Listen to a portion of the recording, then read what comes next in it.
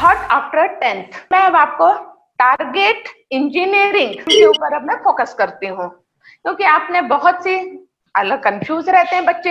यहाँ पर देखना, फीलिंग कंफ्यूज्ड क्या होता है कि हमने सोच तो लिया, बहुत सारी लाइन हमारे पास है, लेकिन उसके बावजूद भी हमने सोच के रखा हुआ है क्या करना क्या नहीं करना। मेडिकल लाइन है, इंजीनियरिंग लाइन है, फार्मेसी में जाना है, एग्रीकल्चर में जाना है, ऐसी बहुत सी लाइंस हमारे पास हैं। लेकिन आज अपन इसको फोकस करेंगे कि हम फीलिंग कंफ्यूज्ड हैं, हम किसको फोकस करें, तो क्या हमारा टारगेट होना चाहिए। तो अपन सबसे पहले आज का मेरा टॉपिक मैंने जो लिया हुआ है, ये टॉपिक आपका होगा टारगेट इंजीनियरिंग।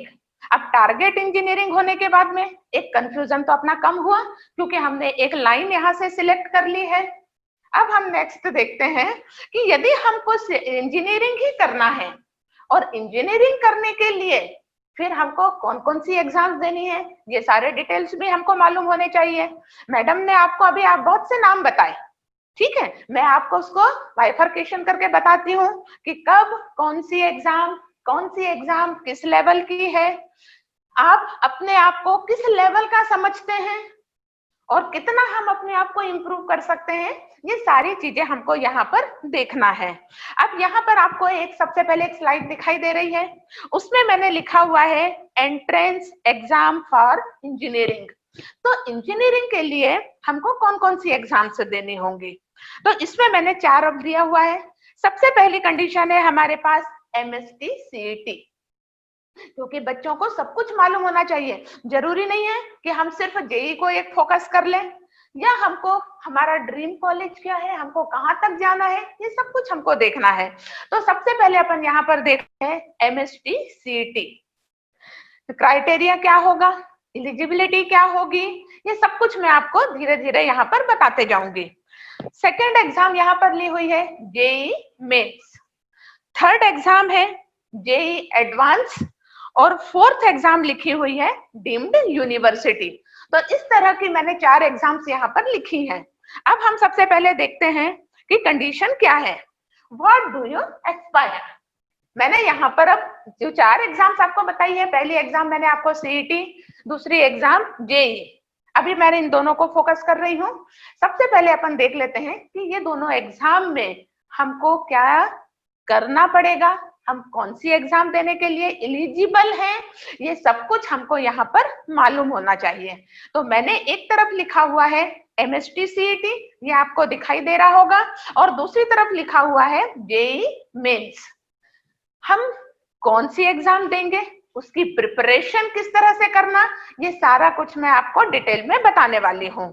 तो सबसे पहले यहाँ आप ध्यान दें कि मैंने जो एग्जाम लिखी है पहले MST CET, तो MST CET exam state level exam है, यानी महाराष्ट्र के बच्चे हुए उसको दे सकते हैं, या मैं इस तरह से कह सकती हूँ जो महाराष्ट्र के डोमिसाइल्ड है वो बच्चे MST CET एग्जाम दे सकते हैं, दूसरे बच्चे इसकी एग्जाम नहीं दे सकते। दूसरे स्टेट के बच्चे चलेंगे जरूर, लेकिन उनको यहाँ का डोमिसाइल होना कंपलसरी है। सेकंड कंडीशन हमारे पास है यहाँ पर, इसी के साथ मैं यदि कंपेयर करते जा रही हूँ, तो जेई मेंस, यदि मैंने जेई मेंस ले लिया, तो जेई मेंस जो एग्जाम है ये नेशनल लेवल एग्जाम है। कौन सी एग्जाम है ये, नेशनल लेवल। अब इसमें क्या होगा कि एक जेई मेन एग्जाम देने के बाद बच्चा जो है वो ऑल ओवर इंडिया के किसी भी कॉलेज में एडमिशन ले सकता है। तो अब हमको डिसाइड करना है कि क्या हम अपने आप को एक छोटे से स्टेट में डिवाइड करके रखें या पूरे के पूरे कंट्री में रखें। तो हम सीईटी प्रिफर करें या नेशनल लेवल जेई की एग्जाम प्रिफर करें। इसके बाद यहाँ पर देखा है, दूसरा पॉइंट मैंने दिया हुआ है कि admission in engineering institute of Maharashtra, CET exam देने के बाद आप कहाँ पर एडमिशन ले सकते हैं, केवल महाराष्ट्र के इंजीनियरिंग कॉलेज में एडमिशन ले सकते हैं। लेकिन यदि हमने जेई मेंस की एग्जाम दी हुई है, तो जेई मेंस की एग्जाम के लिए हम इंडिया के किसी भी कॉलेज में एडमिशन ले सकते हैं, साथ ही हमको NITs में भी एडमिशन मिल सकता है। NITs क्या है, नेशनल इंस्टीट्यूट ऑफ टेक्नोलॉजी। ये यहाँ पर जो एडमिशन है ये हमको सीईटी के थ्रू नहीं मिलने वाला है, इसलिए जेई मेन से देना हमारे लिए कंपलसरी हो जाता है यदि हमारे ड्रीम हाई हो तो, ठीक है। और वैसे कभी भी ड्रीम्स हाई ही रखना चाहिए। नेक्स्ट पॉइंट बताया था कि अब इसमें सिलेबस क्या है और हम सीईटी को सिलेक्ट करें या जेई को सिलेक्ट करें। तो मैंने यहाँ पर दोनों के आपको सिलेबस भी बता दिए हैं। सीईटी की एग्जाम में स्टेट बोर्ड सिलेबस 11th और 12th दोनों का सिलेबस है, लेकिन एक चीज याद रखना कि अब जो 11th की बुक है वो इक्विवेलेंट टू एनसीईआरटी हो ही गई है, इसलिए कोई बहुत ज्यादा प्रॉब्लम नहीं आती। और जेई मेंस का सिलेबस है एनसीईआरटी सिलेबस, सीबीएसई वाले जो सिलेबस चलाते हैं, एनसीईआरटी की जो बुक चलाते हैं, वो बुक हमको यहाँ पर फोकस करनी होती है। और यहाँ पर भी 11 और 12th दोनों का ही सिलेबस है। तो जब सीईटी में भी 11th और 12th का सिलेबस है, जेई मेंस में भी 11th और 12th का सिलेबस है, और मैंने आपसे पहले ही कहा कि स्टेट बोर्ड का सिलेबस और एनसीईआरटी का जो सिलेबस है वो दोनों इक्विवेलेंट है। अब कोई दोनों में बहुत ज्यादा फर्क नहीं है, सिर्फ जो फर्क आता है वो थोड़ा सा ये है कि 10th में बच्चे ने किस तरह से पढ़ाई की हुई है, उनको किस तरह से पढ़ाया गया है, इसके ऊपर सिर्फ डिपेंड करेगा कि हम कौन सी बुक प्रिफर करते हैं, हमारा नॉलेज कितना है। तो यहाँ पर आप उसके लिए भी टेंस होने की जरूरत नहीं है, क्योंकि ये दोनों पॉइंट मैं आपको क्लियर करने वाली हूँ कि हमने क्या वीक पॉइंट था हमारे पास, हमको क्या इंप्रूव करना है, क्या हम सीईटी के लेवल तक ही रहेंगे या हम अपने आप को जेई का समझते हैं। ये सारे पॉइंट्स यहाँ पर आपके क्लियर होने वाले हैं। अब नेक्स्ट है एक सबसे बड़ा एडवांटेज कि जो सीईटी की एग्जाम्स है वो हम केवल साल में एक ही बार दे सकते हैं, सिर्फ ए वन टाइम एग्जाम होती है। लेकिन जेई मेंस वाले ने आपको एक एडवांटेज दे दिया है, आजकल वो साल में 2 बार एग्जाम अटेम्प्ट करता है। किस समय एग्जाम अटेम्प्ट करता है, क्या है उसके डिटेल्स, वो भी मैं आपको नेक्स्ट बताऊंगी। तो पहले तो अभी मैंने आपको क्या बता दिया है कि हमारे पास बेसिकली या इनिशियली हम कह सकते हैं कि अभी हमारे पास 2 एग्जाम्स का टारगेट है जिसके थ्रू हम इंजीनियर बन सकते हैं। उसमें से पहली एग्जाम थी एमएसटी सीईटी जो स्टेट बोर्ड से कनेक्टेड थी, और दूसरी एग्जाम है जेई मेंस की, जो जेई मेंस हमारे पास है जिससे हम ऑल ओवर इंडिया के किसी भी कॉलेज में एनआईटीज में एडमिशन ले सकते हैं। लेकिन अभी हमारे 2 एग्जाम्स और बचे हैं, क्योंकि मैंने स्टार्टिंग में कितने नाम लिखे थे, 4 नाम लिखे थे। अब नेक्स्ट देखो यहाँ पर जो हमारा आया हुआ है ये अब, लेकिन मैंने क्या कहा था कि हमारा एम हमेशा कैसे होना चाहिए, हाई होना चाहिए। हमारी ड्रीम यूनिवर्सिटी क्या होनी चाहिए, ये सब कुछ हमको पहले से ही सोचना है। तो अभी हमारे पास फिर से 2 कंडीशन है। इसमें पहली एग्जाम मैंने लिखी हुई है जेईई एडवांस। तो अब जेईई एडवांस को मैंने शुरू में क्यों नहीं एक्सप्लेन किया, मैंने आपको केवल सीईटी और जेईई बताया, लेकिन मैंने उस समय आपको जेईई एडवांस के बारे में नहीं बताया। तो मैंने कुछ यहाँ पर पॉइंट्स लिखे हैं। ये पहला पॉइंट मैंने लिखा हुआ है यहाँ पर कि एलिजिबिलिटी क्या है अब वो एग्जाम देने के लिए, क्योंकि सीईटी और जेईई मेंस ये तो हम 10th के बाद 12th के बाद, यानी 10th के बाद हमको उसकी प्रिपरेशन स्टार्ट करनी होती है, लेकिन एग्जाम तो हमको 12th के बाद ही देनी है। तो क्या हम जेईई एडवांस का भी फॉर्म भर सकते हैं? तो ये एडवांस का फॉर्म यदि आपको भरना है तो उसके लिए आपको बहुत हार्ड स्टडी करनी पड़ेगी। जेईई मेंस का जो रिजल्ट निकलता है जिसमें कम से कम मिनिमम नंबर मैं बता रही हूँ 10 लाख स्टूडेंट बैठते हैं उस एग्जाम में, वहां से 2.5 लाख स्टूडेंट जो जेईई मेंस को क्लियर कर लेते हैं, वो क्लियर करने के बाद में वो केवल जेईई एडवांस देने के लिए एलिजिबल होते हैं। यानी जेईई एडवांस यदि आपको देना है तो आपको उसका फॉर्म अलग से नहीं भरना है, उसके लिए आपको तैयारी किसकी करनी है, जेईई मेंस की ही तैयारी करनी है। और जेईई मेंस के इसमें यदि आप अंडर 2,50,000 स्टूडेंट के रैंक में आते हैं, इंक्लूडिंग ऑल कैटेगरीज, उसमें सारे इंक्लूड होते हैं, ऐसा नहीं है कि सिर्फ जनरल कैटेगरी या एससी या एसटी, सबका मिला के ओवरऑल यदि आप इसमें आते हैं तो आप अपने आप जेईई एडवांस के लिए एलिजिबल होते हैं। तो अब यहाँ से आपको ये पॉइंट से आपको क्लियर हो गया होगा कि हमको जेई मेंस प्रिफर करनी है या सीईटी, क्योंकि इसका रिलेशन सीईटी के साथ नहीं है। सीईटी के रिलेशन का इफेक्ट जेई एडवांस में नहीं पड़ता, उसके लिए आपको जेई मेंस तो देनी ही पड़ेगी। अब यहाँ से होने के बाद यानी जेई एडवांस देने के बाद हमको कौन से कॉलेजेस मिल सकते हैं, तो यहाँ पर आईआईटीज मिलते हैं। आईआईटीज क्या है? Indian institute of technology. वैसे अभी थोड़ी देर पहले मैडम ने आपको उसकी लिस्ट भी दी थी कि आईआईटी कितने कॉलेजेस हैं हमारे पास, और ट्रिपल आईटीज भी होते हैं। ठीक है, तो ये भी जो एडमिशन मिलते हैं ट्रिपल आईटीज में भी जो हमको एडमिशंस मिलते हैं, एक तो आईआईटीज में, उसका भी मैं आपको फुल फॉर्म बता देती हूँ, Indian institute of information technology. जो ट्रिपल आईटी है वो भी मैंने आपको बता दिया। तो इसमें भी जो आपको एडमिशन मिलने वाला है ये जेई एडवांस के थ्रू ही मिलने वाला है, और जेई एडवांस तक पहुंचने के लिए आपको जेई मेंस क्लियर करना पड़ेगा। उसके बाद आती है डीम्ड यूनिवर्सिटी। अब डीम्ड यूनिवर्सिटी में मैंने केवल यहाँ पर 3 ही नाम लिखे हैं, क्योंकि डीम्ड यूनिवर्सिटी तो बहुत सारी हैं। अब इसमें से जो बहुत ज्यादा फेमस है उसमें से मैंने 3 यूनिवर्सिटीज ली हुई हैं। यहाँ पर पहली है bits, Birla institute of technology. Birla institute, और ये जो डीम्ड यूनिवर्सिटी है ये अपने अलग से एग्जाम्स लेते हैं। ये ना तो जेई के ऊपर डिपेंड रहते हैं, ना सीईटी के ऊपर, ना जेई एडवांस के ऊपर, ये अपने अलग एग्जाम्स लेते हैं। लेकिन इसका सिलेबस भी वही होता है 11th प्लस 12th एनसीईआरटी, यानी इक्विवेलेंट टू जेईई। लेकिन इसका एडवांटेज और डिसएडवांटेज मैं ये दोनों आपको बता देती हूँ कि यदि बिट्स में यदि हमको एडमिशन लेना है, बिट्स का फॉर्म भरना है, आपको अलग से फॉर्म भरना पड़ेगा अब इसके लिए। यदि आपको बिट्स में एडमिशन लेना है तो बिट्स वैसे देखा जाए तो रैंक 1 प्राइवेट इंस्टीट्यूट है इंडिया का। यहाँ पर ये इक्विवेलेंट टू आईआईटी है। जो हम जेई एडवांस के थ्रू जाते हैं जहां पर आईआईटीज में, तो बिट्स की जो रैंकिंग है उसका जो स्टैंडर्ड है वो किसके इक्विवेलेंट है? आईआईटी के।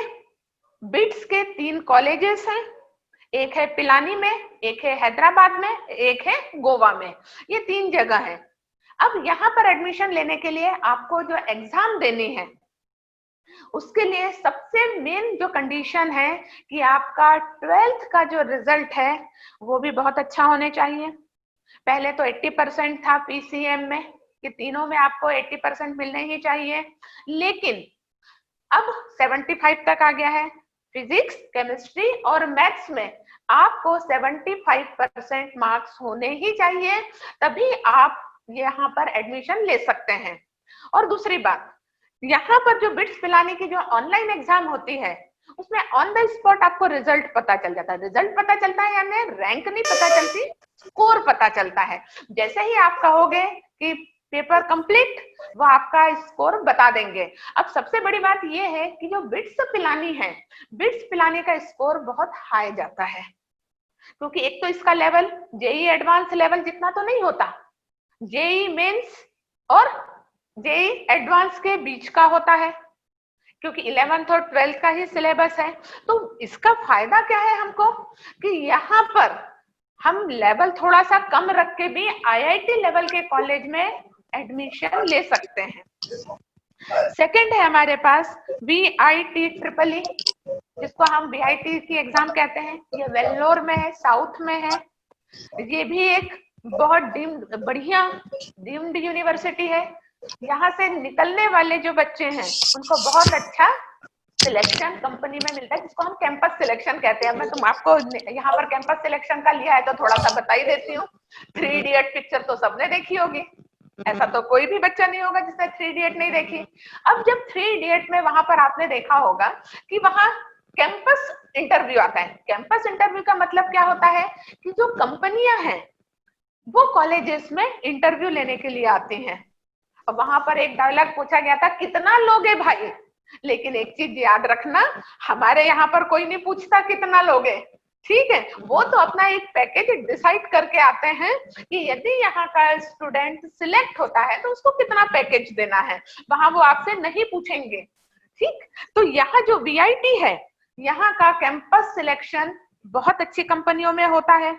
अब एक चीज और आपको मैं बता देती हूँ नेक्स्ट कॉलेज में जाने के पहले, कि जैसे जैसे कॉलेज का लेवल बढ़ते जाता है वैसे वैसे कंपनियां जहां पर कैंपस के लिए आती हैं, इंटरव्यू लेने के लिए आती हैं, उनका स्टैंडर्ड भी बढ़ा हुआ होता है। नेक्स्ट है मणिपाल। मणिपाल का मुझे लगता है कि मैक्सिमम स्टूडेंट ऐसे होंगे जिन्होंने मणिपाल यूनिवर्सिटी का नाम सुना होगा, क्योंकि ये अपने आप में एक नामी कॉलेज है, नामी यूनिवर्सिटी है।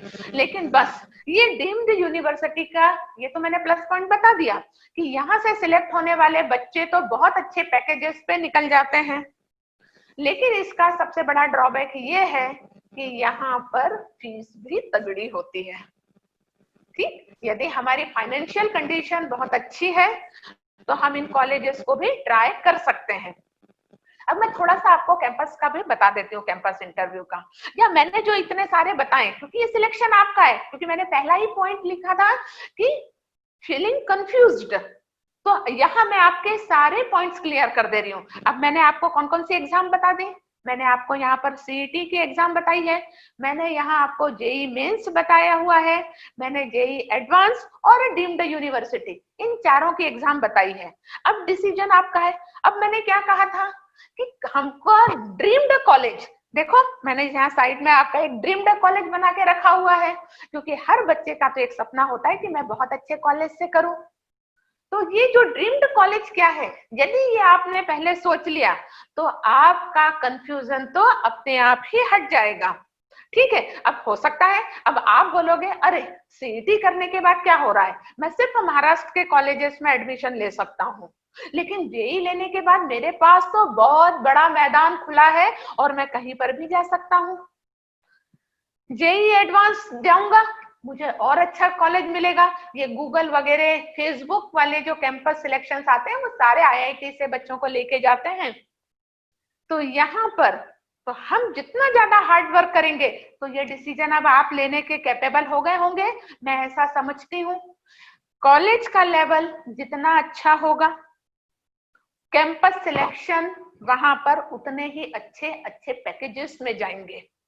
इसीलिए अब इंजीनियरिंग वालों के साथ क्या एक है, देखो अब मैं थोड़ा सा कंपैरिजन कर दे रही हूँ मेडिकल का इंजीनियरिंग के साथ में। वैसे मेडिकल मेरी लाइन नहीं है, लेकिन तब भी मैं थोड़ा सा कंपेयर कर दे रही हूँ। होता क्या है कि जो इंजीनियर बनता है ये 22 की एज में सर्विस करने लगता है। जैसे ही उसका इंजीनियरिंग कंप्लीट होता है वहां उसको जॉब मिल जाता है। और मेडिकल में क्या है कि वो डॉक्टर बन के निकल भी जाए तो भी नए डॉक्टर के पास कौन जाएगा रिस्क लेने के लिए, जब तक उसकी प्रैक्टिस दमदार नहीं होती। तो इस तरह से डॉक्टर को अपनी पोजीशन बनाने के लिए कम से कम 30 साल तक की उम्र लग जाती है। इसीलिए इंजीनियरिंग में बच्चे जल्दी जॉब में लग जाते हैं। अब जॉब में लगना भी कब कंपलसरी है, ये भी एक चीज ध्यान दो। 22 के एज में यदि आपको जॉब मिल गया, यानी वो जॉब कहां से लगने वाला होता है, कैंपस से। कैंपस यानी जो कंपनियां कॉलेज में आती हैं वहां पर इंटरव्यू में यदि आप सक्सेस आपको मिलती है, आप वहीं के वहीं सिलेक्ट हो जाते हैं और आपकी लाइफ बन जाती है। यदि आप बोलो अब देखा नहीं कितने सारे इंजीनियरिंग कॉलेज हैं, तो और आपने तो ये भी देखा होगा कि कितने इंजीनियर बेरोजगार हैं, तो कैसे नहीं रहेंगे। हमको इंजीनियरिंग कॉलेज में एडमिशन तो मिल गया, लेकिन क्या वो कॉलेज इस लायक था कि वो हमको जॉब दिला सके। तो हमको ये सारे डिसीजन भी लेने पड़ते हैं। वो डिसीजन लेने का टाइम कौन सा है, ये भी अभी का टाइम होता है जब बच्चा 10th करके निकलता है। क्यों? क्योंकि मैंने सिलेबस बताया है कि ये जो सिलेबस है वो 11th प्लस 12th दोनों साल के लिए है। तो अब आपको क्या याद रखना है, आपका ड्रीम कॉलेज कौन सा। अभी आप लोग लॉकडाउन में है, घर में हाथ में आपके मोबाइल है, तो मोबाइल में गेम खेलने की जगह अब आप क्या ढूंढना शुरू करेंगे, जरा सारे कॉलेज की इंक्वायरी निकालें। महाराष्ट्र के टॉप कॉलेजेस कौन से हैं, इंडिया के टॉप कॉलेजेस कौन से हैं, हम कहाँ पर जाएं, वहां की रैंकिंग क्या है, कट ऑफ कितना है, ये सारा काम आप लोग अभी बैठ के कर सकते हैं तैयारी के साथ में। क्योंकि जब तक हमारा एम निश्चित नहीं होगा हम जाएंगे किस पाथ से। ठीक, यहाँ तक कुछ क्लियर हुआ? यदि आपको कोई भी डाउट होगा तो आप मुझे, जब मेरा लेक्चर खत्म हो जाएगा तब अपन थोड़ा सा क्वेश्चन आंसर सेशन कर लेंगे और उस क्वेश्चन आंसर सेशन में आप मुझसे क्वेश्चन पूछ सकते हैं। तो जेई एडवांस और डीम्ड यूनिवर्सिटी, तो डीम्ड यूनिवर्सिटी और भी है, मैंने सिर्फ 3 बताई हैं, लेकिन ऐसा नहीं है कि सिर्फ 3 ही है। अब आगे देखो, अब यहाँ पर अपन देखते हैं कि यदि मैंने सीईटी दी, अब मैंने आपको एग्जाम्स भी बता दी, अब हम यहाँ पर देखते हैं कि यदि मैंने सीईटी दी तो मुझे क्या क्या चीजें लगेंगी, किस किस चीज की रिक्वायरमेंट है, ये सारा मैंने आपको नेक्स्ट स्लाइड में दिखा दिया है। यहाँ पर देखो कि सीईटी एग्जाम जो होती है, ये एग्जाम कौन सी है? कंप्यूटर बेस्ड एग्जाम है। वैसे तो आजकल सारी एग्जाम कंप्यूटर बेस्ड होने लगी हैं। दूसरा, इसमें मल्टीपल चॉइस क्वेश्चंस आते हैं। थर्ड कंडीशन, इसका टाइम ड्यूरेशन कितना है? 3 आवर्स का है। टोटल मार्क्स कितने हैं? 200 है। और सीईटी एग्जाम का सबसे बड़ा जो प्लस पॉइंट है वो ये है कि यहाँ पर नेगेटिव मार्किंग नहीं होती। तो आप लोगों को मालूम है कि नेगेटिव मार्किंग कैसे होती है, तो मैं थोड़ा सा आपको नेगेटिव मार्किंग के बारे में बता देती हूँ, क्योंकि अब आपको ये तो मालूम हो गया ऑनलाइन एग्जाम है, एमसीक्यूज ही आने वाले हैं, 3 घंटे का टाइम पीरियड है, जिसके टोटल मार्क्स 200 हैं। तो अब आप बोलोगे कि 3 पेपर, अब सीईटी यदि हमको देनी है तो सीईटी यदि देनी है तो हमको क्या करना पड़ेगा? फिजिक्स, केमिस्ट्री और मैथ्स, ये 3 हमारे मेन पेपर होंगे। तो ये 3 मेन पेपर हमको यहाँ पर देने रहेंगे। अब 3 पेपर का डिस्ट्रीब्यूशन किस तरह से किया गया है 200 मार्क्स में, तो यहाँ देखो नेक्स्ट दिया है मैंने कि मैथमेटिक्स के भी 50 क्वेश्चंस आते हैं, 2 मार्क्स ईच, यानी 50 क्वेश्चन जो होंगे वहां पर हर क्वेश्चन के लिए 2 मार्क्स हैं। फिजिक्स के में भी 50 क्वेश्चंस है, लेकिन केवल एक क्वेश्चन के लिए 1 ही मार्क। और यहाँ केमिस्ट्री के लिए भी 50 क्वेश्चंस हैं, जिसमें भी 1 ही मार्क है। यानी इस तरह से क्या होगा कि फिजिक्स और केमिस्ट्री ये दोनों मिलके 100 मार्क का हो जाएगा, और मैथ्स अकेला 50 क्वेश्चन ये 100 मार्क का होगा। तो कितना अच्छा फायदा है, मैथ्स को जितना स्ट्रॉन्ग बनाओगे, वैसे मैं ऐसा नहीं कहूंगी कि सिर्फ मैथ्स को स्ट्रॉन्ग बनाओ, क्योंकि हमको तो तीनों सब्जेक्ट पे कमांड होना चाहिए, फिजिक्स, केमिस्ट्री और मैथ्स। और आप एक चीज और ध्यान रखना कि मैथ्स के बिना तो फिजिक्स और केमिस्ट्री भी कुछ नहीं कर सकता, क्योंकि वहां पर भी न्यूमेरिकल्स होते हैं, और न्यूमेरिकल्स यानी मैथ्स की ही हेल्प लेना है, इसलिए मैथ्स तो अपना स्ट्रॉन्ग होना ही चाहिए। नेक्स्ट, अब यहाँ पर जो मैंने कहा था कि नेगेटिव मार्किंग नहीं होती, अब नेगेटिव मार्किंग नहीं होती और मैंने स्कोरिंग आपको बता दी है, इसलिए कोई प्रॉब्लम ही नहीं है कि कितने मार्क्स। तो जहां पर नेगेटिव मार्किंग होगी उस जगह पर मैं नेगेटिव मार्किंग एक्सप्लेन कर दूंगी, क्योंकि सीईटी में तो नेगेटिव मार्किंग है नहीं, जबरदस्ती आप कंफ्यूज हो जाओगे। ठीक, तो एक बार मैं ये फिर से पूरा रिपीट कर देती हूँ कि कंप्यूटर बेस्ड एग्जाम है, मल्टीपल चॉइस ऑब्जेक्टिव क्वेश्चंस यहाँ पर आने वाले हैं, टाइम ड्यूरेशन जो रहेगा वो 3 आवर का होगा, टोटल मार्क्स 200 है, जहां पर कोई भी नेगेटिव मार्किंग नहीं होगी, टोटल नंबर ऑफ क्वेश्चन 150 है, जिसमें mathematics 50 2 marks each, physics 50 questions 1 mark each, और केमिस्ट्री 50 क्वेश्चन 1 मार्क ईच। अब इसके अपन थोड़ा फॉर्म वगैरह का भी देख लेते हैं, ये भी मालूम होना चाहिए, अभी कोई इतना बहुत ज्यादा दिमाग में रखने की जरूरत नहीं है, लेकिन तब भी देख लेते हैं अपन। Form release in February, tentative dates दी है, पक्का नहीं बताया है, क्योंकि अब यदि आप कहोगे तो अभी तो लॉकडाउन और कोरोना के कारण सारी एग्जाम्स ही पोस्टपोन हो गई है, नेक्स्ट ईयर की सिचुएशन क्या रहेगी वो तो मैं आज नहीं बता सकती, ठीक है, लेकिन तब भी मैंने आपको एक टेंटेटिव डेट यहाँ पर बता दी है। उसके बाद में है एग्जाम कंडक्टेड इन मे, ज्यादातर ये एग्जाम कब होती है? आपके 12th बोर्ड की एग्जाम होने के 45 डेज के बाद अप्रोक्स, फिर से वही कहा है मैंने, हाँ फिक्स नहीं, लेकिन ज्यादातर जो अभी तक का हमने देखा है तो 45 डेज का हमको बीच में टाइम पीरियड मिल जाता है, जिसमें हम अच्छे से उसकी प्रिपरेशन नहीं, जो हमने पढ़ा हुआ है उसका रिविजन, इस गलतफहमी में मत रहना कि हमने 45 डेज पढ़ लिया तो हम सीईटी कवर कर लेंगे, ऐसा बिल्कुल नहीं है। 2 साल का पढ़ा हुआ आपके जो क्रैश कोर्स से चलते हैं वो एक्चुअली आपका एक रिवीजन होता है कि हम किस तरह से वो एग्जाम फेस करेंगे। क्लियर हो गई कंडीशन? अब अपनी नेक्स्ट स्लाइड अपन देखते हैं। अब हमने जैसे सीईटी के लिए आपको बताया, वैसे ही मैं आपको बता रही हूँ कि जेई मेंस एग्जाम्स कैसी देनी है। तो जेई मेंस एग्जाम की कंडीशन अपने पास है, ये भी कंप्यूटर बेस्ड एग्जाम है। Multiple choice questions and non multiple choice question, यहाँ पर फॉर्मेट थोड़ा सा चेंज हुआ है। हमेशा ऐसा नहीं था, पहले ये केवल एमसीक्यूज होती थी, लेकिन यहाँ पर वो थोड़े बहुत चेंजेस होते रहते हैं, तो ये चीज आप थोड़ा ध्यान में रखना। वैसे हमारी यदि प्रिपरेशन अच्छी है तो ये यदि चेंजेस होते भी रहे तो हमें कोई बहुत ज्यादा फर्क नहीं पड़ता।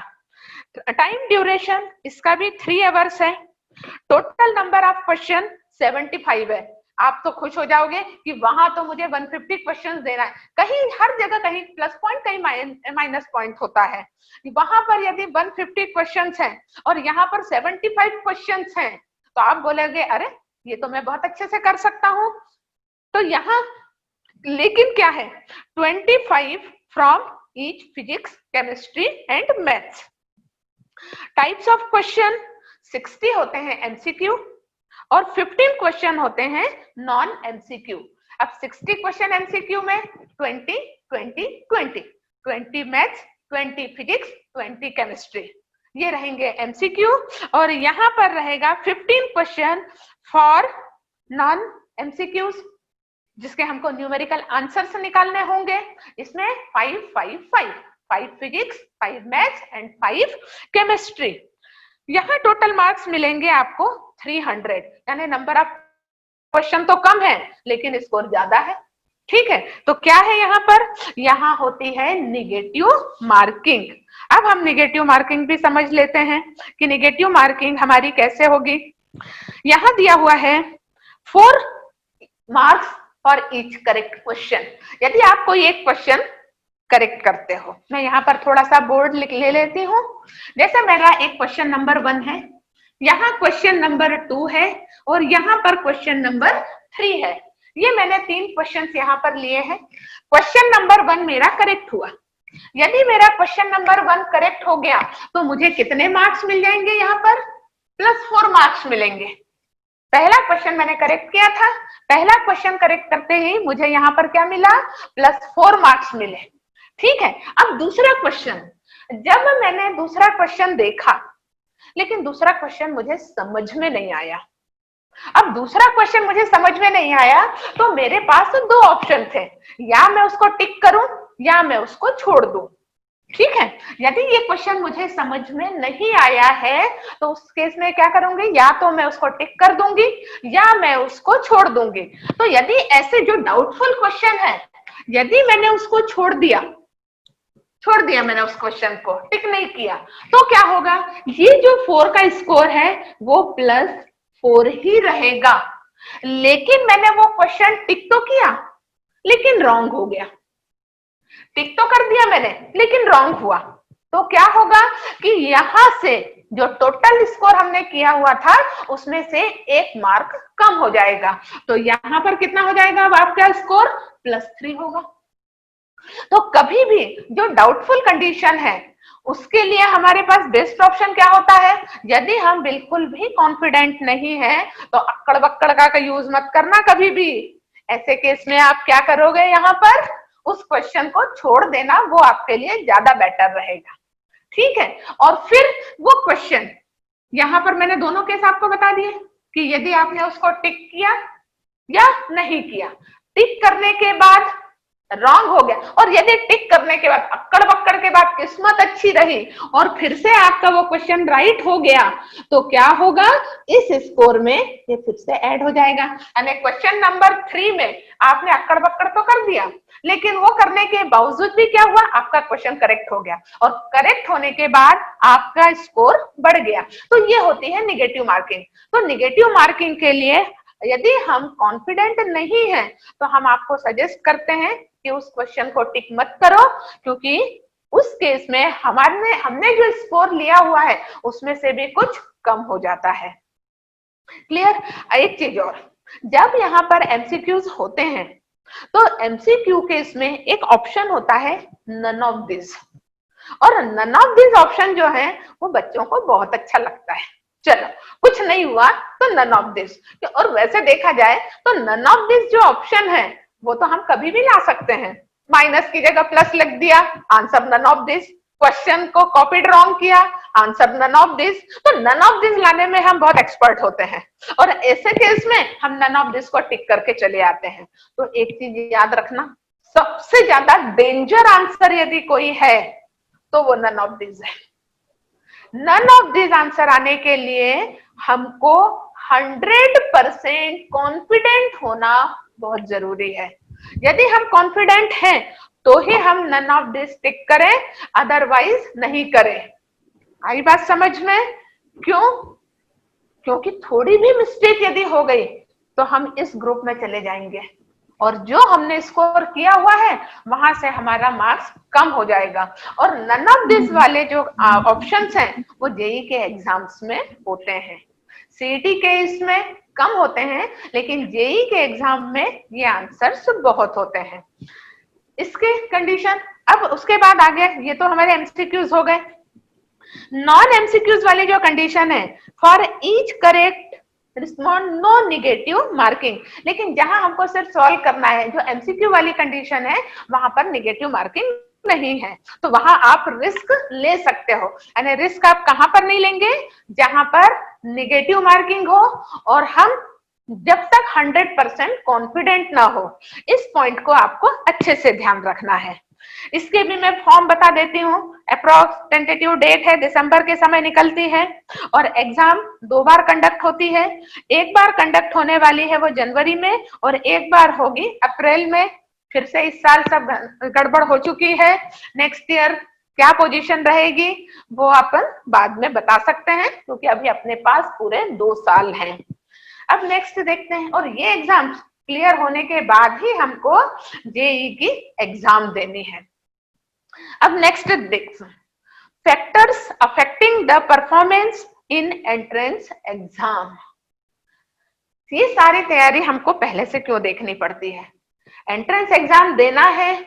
क्यों एंट्रेंस एग्जाम को हमने कहा है कि अरे बाप रे, इस साल तो हमको बोर्ड के साथ एंट्रेंस भी फेस करना है, तो कुछ तो ऐसा होगा, तो हम पहले समझ लेते हैं, और ये जो प्रॉब्लम्स आने वाली हैं वो शायद हम पहले ही दूर करके रख लें, तो ये प्रॉब्लम हमारे पास रहेंगी ही नहीं। अब मैं साइकोलॉजिकली एक छोटा सा आपसे क्वेश्चन पूछ रही हूँ। जैसे ये क्लासरूम है, जब आप किसी क्लासरूम में एंटर करते हो तो क्या आप डरते हो? बिल्कुल नहीं, हिलते डुलते आराम से हाथ में मोबाइल लिए हुए बतियाते हुए चले आते हो। लेकिन इसी रूम को यदि मैंने एग्जाम हॉल कहा है तो पता करो क्या इफेक्ट पड़ा आपके ऊपर, क्योंकि ये मुझे लास्ट में आंसर दे देना। जिस रूम को मैंने क्लासरूम कहा था उसमें एंटर करते समय आपने कैसा फील किया था, और जब मैंने इसी क्लासरूम को एग्जाम हॉल कहा था तब आपने उसको कैसे फील किया? साइकोलॉजिकली इफेक्ट हुआ या नहीं हुआ? तो ये सारे जो इफेक्ट्स हैं हमारे ऊपर, ये किस तरह से रहेंगे, इनको हमको कैसे दूर करना है, ये सब भी मैं आपको बताने वाली हूँ। क्योंकि पढ़ाई का मतलब सिर्फ ये नहीं है कि शुरुआत कर दिया मैंने, ये क्वेश्चन नंबर 1 लिखो और इसको ऐसे ऐसे सॉल्व करो, ये नहीं कहते। किसी भी इसकी प्रिपरेशन करने के लिए हमारे फैक्टर्स क्या हैं, उनको कैसे रिमूव करना है, ये सारी प्रिपरेशन होती है जो हमको 2 साल में कवर करनी है। तो इसमें देखो, सबसे पहला पॉइंट यहां पर जो मैंने दिया हुआ है, ये पॉइंट दिया है percentage scored in 10th class. यदि मेरे को 10th क्लास में कितने परसेंट हैं, अब यहां थोड़ा सा ध्यान दो। स्पेशली मैं महाराष्ट्र की बात करती हूँ। जो स्टेट बोर्ड वाले स्टूडेंट हैं, स्टेट बोर्ड वाले स्टूडेंट का जो रिजल्ट है वो पूरी तरह से 90, 95, 98, 99 यहाँ तक ही जाता है। वैसे आजकल मुझे ऐसा ही नहीं बोलना चाहिए, सीबीएसई वाले भी इसी तरह का हमको रिजल्ट देने लगे हैं। तो ये जो कंडीशन हमारे पास है यहाँ पर, सबसे पहले इसलिए ओवरऑल मैं हटा दे रही हूँ कि सिर्फ महाराष्ट्र के स्टूडेंट, क्योंकि आजकल सीबीएसई आईसीएसई सबका स्कोर ही है वो 90, 95 होने लगा है। तो एक चीज ध्यान रखना कि इस जो भी मैंने परसेंटेज लिखे, ये मैंने 95% लिख दिया या एबो 90 लिख दिया, जरूर नहीं कि 95 ही, मैं एबो 90 कर देती हूँ, एबो 90% कर देती हूँ। तो हम थोड़े ओवर कॉन्फिडेंट हो जाते हैं कि अरे मैं तो 90 के ऊपर का स्टूडेंट हूं और मुझे तो सब कुछ आता है। और सबसे बड़ा वीक पॉइंट, माइनस पॉइंट हमारे लाइफ का वो यही है, ओवर कॉन्फिडेंस। यदि हमने 95 या 90% लाए हैं तो बहुत अच्छी बात है, आप एक ब्रिलियंट स्टूडेंट हो, ठीक है, तो आप उसका एडवांटेज लो ना, उसको डिसएडवांटेज में मत ले जाना। नहीं तो क्या होता है कि मुझे तो 95% आ जाते हैं, मैंने तो 10th में इतने परसेंट लाए हैं तो मैं तो एंट्रेंस भी क्लियर कर लूंगा, तो ऐसा नहीं होता। 10th का जो सिलेबस है, क्योंकि शायद मैंने पॉइंट लिया ही हुआ है, second, sudden increase in syllabus, तो मैंने ये मेन पॉइंट तो लिया ही हुआ है कि यदि हमने 90% या एबो 90% लेके आए हैं और उसके बाद यदि हमने 11th में एडमिशन ले लिया, तो यहाँ 11th और 12th ये हायर सब्जेक्ट्स हो जाते हैं। आपकी बुक की साइज 10th की बुक की साइज और 11th 12th के बुक की साइज में बहुत ज्यादा फर्क होता है। और इसके अलावा भी टेक्स्ट बुक तो होती ही है, साथ में हमको रेफरेंस बुक भी यूज करनी पड़ती है। अब ऐसे सीबीएसई वाले तो 10th में भी आरडी शर्मा वगैरह यूज करते ही थे, लेकिन स्टेट बोर्ड वालों के सिलेबस में रेफरेंस बुक नहीं थी, उसी बुक में कुछ हार्ट्स वगैरह दिए हुए रहते थे। और क्या होता था कि आप लोगों की 10th में इतनी ज्यादा प्रैक्टिस करवा दी जाती थी, सेम सम बार बार प्रैक्टिस करते थे जो आपको याद हो जाते थे। बात समझ में आई कि हमारे जो इतने परसेंट आते हैं तो सिलेबस क्या होता है, कम होता है, सिलेबस कम, और पेरेंट्स बहुत अवेयर हो जाते हैं कि अरे बाप रे हमारा बच्चा तो 10th क्लास में आ गया है, अब 10th क्लास में बच्चा आ गया तो टीवी बंद, मेहमान बंद, सब कुछ बंद। अरे लेकिन सिलेबस कितना था, वही एग्जाम आप पहले कोचिंग क्लास में देते हो, वही आप फिर से अपने स्कूल में देते हो, उसी का बार बार रिवीजन होते रहता है। तो क्वेश्चन समझने से ज्यादा आपको क्वेश्चन याद हो जाते हैं, और आप सिर्फ जो मेमोराइज्ड किए हुए क्वेश्चंस हैं वो आप आंसर एग्जाम में जाके लिखते हैं और इतना स्कोर करते हैं। तो ये कंडीशन अब आपको यहाँ पर नहीं रहने वाली। ये कंडीशन जो है आपके सामने एंट्रेंस के लिए बिल्कुल डिफर हो जाएगी। मैं जो पढ़ाऊंगी हो सकता है उसमें से एक भी क्वेश्चन आपके एंट्रेंस में ना आए, पूरी 100% पॉसिबिलिटी है। तो आप बोलोगे फिर मैडम आप पढ़ाओगे क्या, तो मैं क्या पढ़ाऊंगी, आपके बेसिक कॉन्सेप्ट्स क्लियर करूंगी, आपकी थिंकिंग पावर को डेवलप करूंगी कि कोई भी क्वेश्चन यदि आपके सामने आया हुआ है तो आपको वो क्वेश्चन कैसे फेस करना है।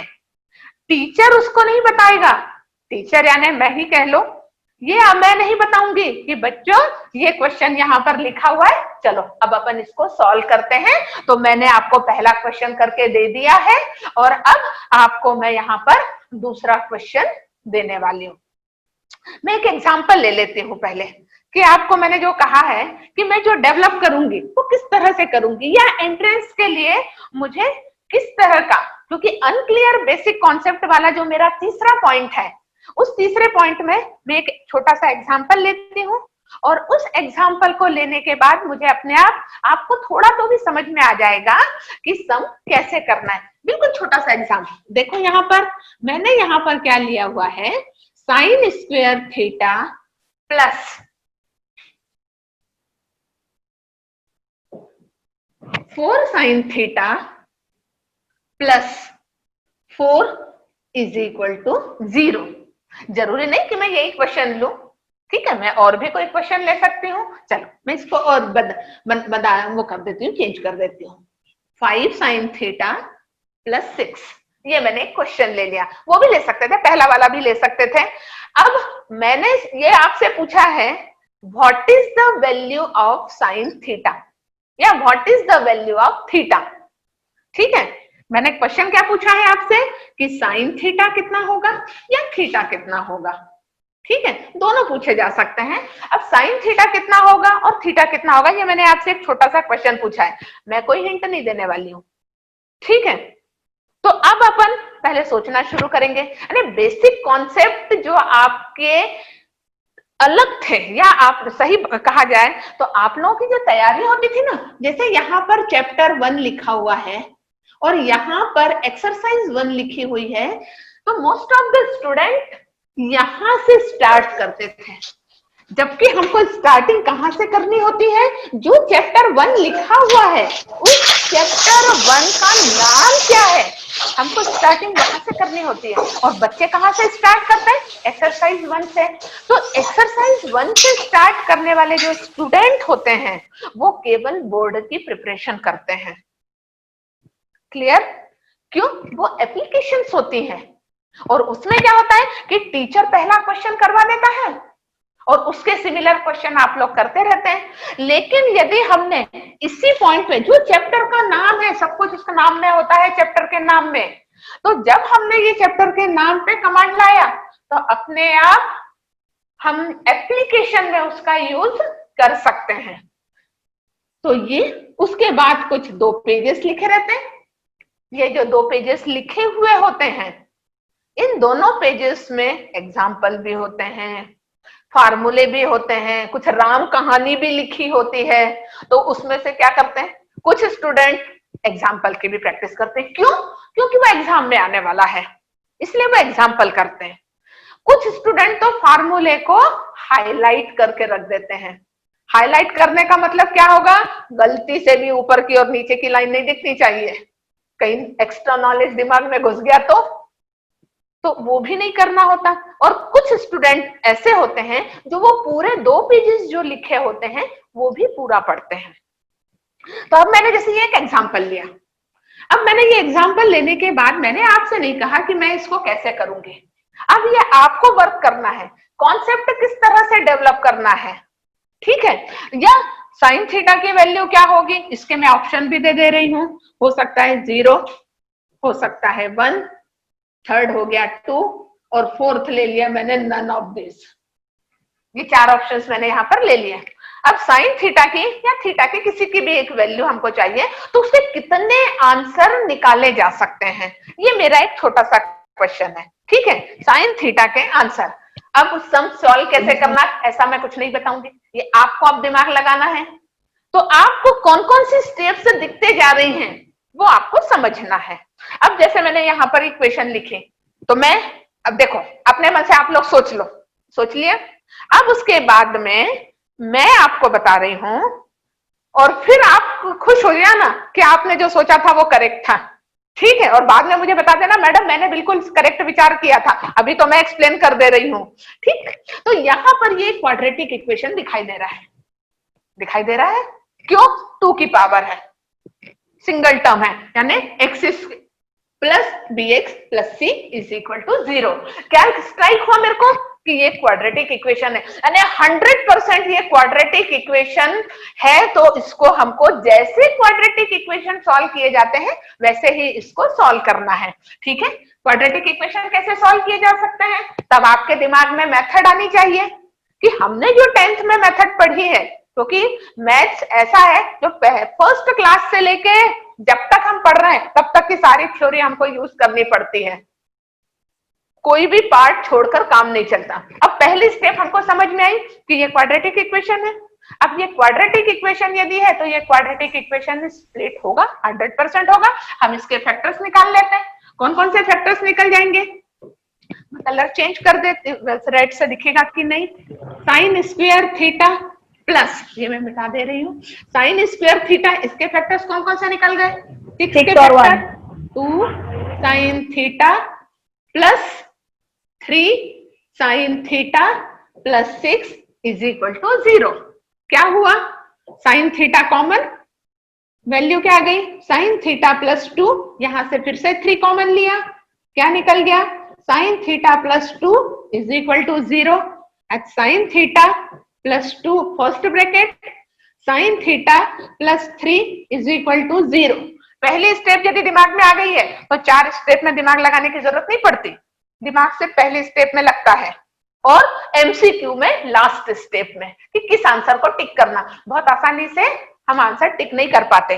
अब यहां से साइन थीटा की 2 वैल्यू निकलेंगे, sine theta is equal to -2 और यहां से क्या आंसर निकलेगा, sine theta is equal to -3। ठीक है, अब ऑप्शन है कि साइन थीटा के कितने आंसर निकले। मैंने आपको आंसर पूछा था कि कितने आंसर निकले साइन थीटा के या थीटा के, कितने आंसर आपको दिखाई दे रहे हैं यहां पर, यहां पहला ऑप्शन लिखा है 0, दूसरा ऑप्शन लिखा है 1, तीसरा ऑप्शन लिखा हुआ है 3 और फोर्थ ऑप्शन लिखा हुआ है नन। कोई बता सकता है? तो ऐसे केस में यदि मैंने यहां पर आंसर लिया हुआ है तो इस केस में आंसर आएगा, आपको कितना दिखाई दे रहा है, 2। आपको कितने आंसर्स दिखाई दे रहे हैं साइन थीटा के, 2 आंसर्स दिखाई दे रहे हैं। ठीक है, लेकिन ये आंसर रॉन्ग है। आंसर कितने दिखाई दिए, 2। आपको पहली स्टेप समझ में आई, क्वाड्रेटिक थी, स्टेप ने क्वाड्रेटिक से सॉल्व किया, आपने पूरा आंसर निकाल लिया। मैंने पूछा था कि कितने आंसर्स निकलने वाले हैं, अब कितने आंसर्स निकलने वाले हैं, तो 2 आंसर्स निकले, लेकिन कितने आंसर का मतलब है वो वैलिड आंसर्स होने चाहिए। तो अब हमारी डेप्थ कहां तक जाएगी, उसके ऊपर हमको वर्क करना है। तो हमारी डेप्थ गई कि साइन थीटा का जो हमने टेबल पढ़ा था, फिर से हम 10th क्लास में ही हैं, मैं बिल्कुल आपका लेवल बढ़ा के क्वेश्चन नहीं लेने वाली हूं, एक भी, मैं सारे वही क्वेश्चंस लूंगी प्रैक्टिस के लिए आज की किस तरह से पढ़ना है, जिसका नॉलेज आपको ऑलरेडी 10th तक हो चुका था, सिर्फ वे ऑफ एक्सप्लेनेशन किस तरह से रहेगा ये बस मैं करने वाली हूँ। अब क्या हुआ कि साइन थीटा का जो आपने टेबल पूरा याद किया था, 0, 1/2, 1/√2, √3/2 एंड 1, तो 1 से बड़ी वैल्यू तो वहां पर गई ही नहीं थी, और यदि माइनस में लिया तो माइनस से बड़ी वैल्यू, छोटी वैल्यू इसमें नहीं जा सकती। तो साइन की वैल्यू चलो बड़ी नहीं और छोटी नहीं, जब हमने 4 वैल्यू देखी थी तो 4 वैल्यू में तो कहीं भी निगेटिव वैल्यू थी ही नहीं, ठीक है, नहीं थी। और 180 तक भी यदि हम जाते हैं तो हमको निगेटिव वैल्यू मिलती है, लेकिन वो जो 1 तक की ही वैल्यू है वही आगे बढ़ते जाती हैं। तो साइन की वैल्यू कभी भी -1, अब हमको पॉइंट कौन सा याद रखना पड़ा कि -1 और +1 इसी के बीच में उसका आंसर रहना चाहिए, -1 और +1 के बीच। अब ये -2 और -3 तो इसमें फिट ही नहीं बैठता, तो ये आंसर तो वैलिड हो ही नहीं सकता, क्योंकि यहाँ पर साइन थीटा है, यदि यहाँ पर x होता तो कोई प्रॉब्लम नहीं थी, हमारे आंसर हो जाते -2 -3 यानी x के 2 आंसर हो गए। लेकिन ये क्वेश्चन साइन थीटा के लिए था, और जब ये क्वेश्चन साइन थीटा के लिए है तो यहाँ पर 2 आंसर निकलने के बाद भी दोनों आंसर इस कंडीशन को सेटिस्फाई नहीं करते, इसलिए हमारा करेक्ट आंसर कितना हो जाने वाला था, यहाँ पर 0 हो जाने वाला था कि हम साइन थीटा के यहाँ आंसर नहीं निकाल सकते। तो हुआ क्या, बेसिक पॉइंट हमने ध्यान रखा, आपने टेबल रट्टा मारा, लेकिन टेबल का यूज यहाँ पर किस तरह से हुआ, ये सारी चीजें हमको यहाँ पर ध्यान में रखनी पड़ती हैं। तो ये मैंने एक छोटा सा एग्जांपल लिया था कि हमको बेसिक कॉन्सेप्ट को किस तरह से डेवलप करना है। तो बेसिक कॉन्सेप्ट को डेवलप करने के लिए हमको क्वेश्चन अपने मन से समझना आना चाहिए कि ये किस मेथड से कनेक्टेड है और उसको हम कैसे सॉल्व करें, और लास्ट में क्या जो हमने आंसर निकाला है बस वही से वो फाइनल हो गया, नहीं, तो उसकी जब तक डेप्थ नहीं जाती। अब डेप्थ तो कैसे, हम बोलते हैं ना कि बहुत बेसिक में जाओ, नीचे जाओ, क्योंकि हम बॉल को, आपको एक एग्जांपल देती हूँ, जितनी बॉल को हम नीचे दबाएंगे बॉल उतनी ऊपर जाती है। तो आप जितने ज्यादा पढ़ाई करते जाएंगे, डेप्थ में जाते जाएंगे, उसको बारीक बारीक चीजें पढ़ते जाएंगे, उतने आपके कॉन्सेप्ट स्ट्रॉन्ग होते जाएंगे। क्लियर हो गया? इसके बाद नेक्स्ट पॉइंट जो हमारा होता है ये है लेकिन हार्ड वर्क। 11th में आने के बाद बच्चा थोड़ा सा डाइवर्ट हो जाता है और उनको लगता है कि अरे अभी तो मैं 10th दे के निकला हूँ, बोर्ड एग्जाम दे के निकला हूँ, 12th में मुझे फिर से बोर्ड एग्जाम देना है, तो मैं 11th को थोड़ा सा रिलैक्स कर लेता हूँ, और उस समय वो अपना हार्ड वर्क कम कर देता है। अब जब यहाँ पर, और मैंने ये भी कहा है आपको कि 2 साल का सिलेबस है, और 2 साल के सिलेबस में क्या करना है आपको, पूरा पहले से बेस तैयार करना है, क्योंकि अब यहाँ सब्जेक्ट जो भी रहेंगे, चाहे वो फिजिक्स हो, केमिस्ट्री हो या मैथ्स हो, ये हायर सब्जेक्ट होंगे। जो सडन इंक्रीज हुआ था सिलेबस, जो पॉइंट मैंने आपको पहले ही बता दिया, तो वो जो सिलेबस आपका यहाँ पर बढ़ गया है, जो हायर लेवल आ गया है, उसके लिए आपको हार्ड वर्क तो करना ही पड़ेगा। नेक्स्ट, डिस्ट्रक्शन किस किस से, अब कॉलेज में आ गए हैं, अब कॉलेज में आ गए हैं तो अब बिल्कुल फ्री, अब ना हमको यूनिफॉर्म पहनना है, हमको मोबाइल मिल गई है, हमको बाइक मिल गई है, तो अब कंडीशन क्या हो गई कि ये आपको डिस्ट्रैक्ट कर देते हैं, यानी हार्ड वर्क करने से आप डाइवर्ट हो जाते हैं। और यदि आप डाइवर्ट हो गए, और उसके फैक्टर कौन कौन से हैं, फ्रेंड है, मोबाइल है, और मोबाइल के गेम है। आप बहुत ईमानदारी से मैं एक चीज पूछ रही हूं, कभी अपने फास्ट फ्रेंड से एक क्वेश्चन पूछना, उससे सिर्फ इतना पूछना कि अपन दोनों ने एक एग्जाम दी है और मेरा रिजल्ट अच्छा नहीं आया, लेकिन तुम्हारा बहुत अच्छा आ गया, तुमको एक बहुत अच्छे कॉलेज में एडमिशन मिल रहा है और मुझे उस कॉलेज में एडमिशन नहीं मिल रहा है, तो अपन दोनों फास्ट फ्रेंड हैं, क्या तुम मेरे लिए अच्छा कॉलेज छोड़ सकते हो क्या? सिर्फ एक क्वेश्चन अपने फास्ट फ्रेंड से पूछना। यदि आपका फास्ट फ्रेंड कहेगा कि मुझे अच्छे कॉलेज में एडमिशन मिल रहा है और तुझे बिल्कुल नहीं मिल रहा है, तो ठीक है, अपन दोनों बुरे कॉलेज में एडमिशन ले लेते हैं। क्या ऐसा जिस दिन आंसर सुन लोगे उस दिन पर शायद ऐसा आंसर कोई नहीं देगा। तो जब फ्रेंड्स वहां आपके साथ सपोर्ट नहीं कर सकते, तो क्यों हम 2 साल हम सिर्फ फ्रेंड्स के इसमें अपना लाइफ बर्बाद कर दें? मैं ये नहीं कहूंगी कि आप फ्रेंडशिप मत करो, बिल्कुल फ्रेंड्स रखो, लेकिन जैसे अभी सोशल डिस्टेंसिंग चल रहा है, वैसे ही एक थोड़ा सा डिस्टेंस मेंटेन करके रखो। दोस्त तो होने ही चाहिए, बिना फ्रेंड के तो लाइफ ही नहीं है, फ्रेंड होना चाहिए, लेकिन यदि किसी फ्रेंड से हमारे ऊपर कोई अफेक्ट हो रहा है, तो ऐसे फ्रेंड्स को छोड़ देना ही ज्यादा अच्छा है, जो हमको डिस्ट्रैक्ट कर रहा हो। ठीक, नेक्स्ट हमारा पॉइंट है प्रेशर फ्रॉम पेरेंट्स। अच्छा लगा होगा सुन के ना, मैं भी एक पेरेंट हूं और मैं एक टीचर भी हूं, तो दोनों तरफ से मैं आपको बता सकती हूँ। ठीक है, पेरेंट्स की इच्छा होती है कि हमारा बच्चा बहुत अच्छा करे, आपको भी ये सब कुछ मालूम होता है, पेरेंट्स अपेक्षाएं थोड़ी ज्यादा कर लेते हैं, तो थोड़ा सा मैं यहाँ पर, अब तो ऑनलाइन है तो पेरेंट्स भी शायद हो सकता है कोई ना कोई पेरेंट्स देख भी रहा होगा, तो बच्चे का लेवल ऊपर के सारे पॉइंट्स करने के बाद भी यदि वो बच्चा उतना नहीं कर पाता है, तो प्लीज उसको आप प्रेशराइज न करें, क्योंकि अरे बाप रे, पेरेंट्स तो सोच के बैठे हैं कि मेरी फोटो तो पेपर में आने वाली है, और बच्चे को मालूम है कि मैं उस लेवल तक नहीं पहुंच पा रहा हूं, तो वो बच्चा कुछ भी नहीं कर पाता। इसीलिए उतनी ही अपेक्षाएं करें बच्चों के साथ जितना वो फुलफिल कर सके। हाँ, लेकिन ऊपर के जो पॉइंट्स हैं, यदि वो फॉलो कर रहा है तो ऐसी नौबत आएगी ही नहीं, आप 100% सक्सेस होंगे, ये मैं आपको बता रही हूं। तो आपने देख लिया कि कौन कौन से पॉइंट थे। तो परसेंटेज, तो ओवर कॉन्फिडेंट नहीं होना है, सिलेबस इंक्रीज होगा, लेकिन उसको आपको अपने हार्ड वर्क से कवर करना है, आपको अपने बेसिक कॉन्सेप्ट पे कमांड लाना है, और इसके अलावा जो अपने डिस्ट्रक्टिव हैं, फोन है, गेम्स हैं, कुछ फ्रेंड्स हैं, तो इनसे थोड़ा सा दूर रहना है, और ये सब करने के बाद फिर पेरेंट्स प्रॉब्लम नहीं होते, पेरेंट्स फिर बहुत हेल्पफुल होते हैं। ठीक, चलो नेक्स्ट। अब अब इन सब से हम ओवरकम कैसे करेंगे, हाउ टू एक्शन। अब यहां पर देखो, मैंने देखो साइड में घड़ी बनाई है, दिखाई दी। अब वो घड़ी क्यों बनाई है, क्योंकि कुछ तो रीजन होगा उसके पीछे। तो सबसे पहला पॉइंट होता है perfect time to get ahead.